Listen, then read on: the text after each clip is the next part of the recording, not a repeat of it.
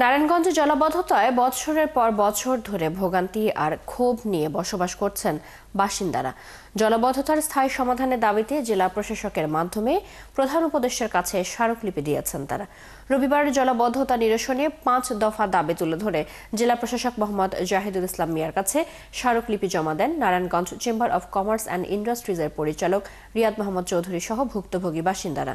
এ সময় ফতুল্লা ইউনিয়নের লালপুর ও পৌষার পুকুরপাড় এলাকাবাসীরা বলেন, তাদের ক্ষোভ বিস্ফোরিত হওয়ার আগে জলাবদ্ধতার স্থায়ী সমাধানে সরকারকে দ্রুত কার্যকরী পদক্ষেপ নিতে হবে।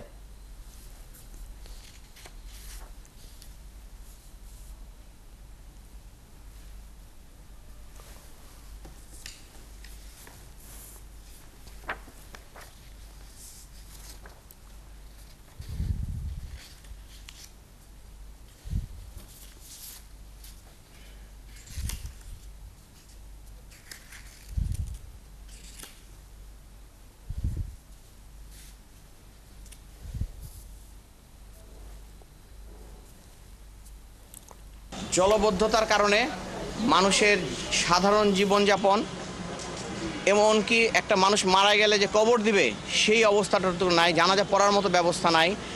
এই অবস্থা থেকে মানুষ স্বাভাবিকভাবে জীবনযাপনের একটা পরিবেশ তৈরি হয়, পানি নিষ্কাশনের একটা সুষ্ঠু সমাধান হয়।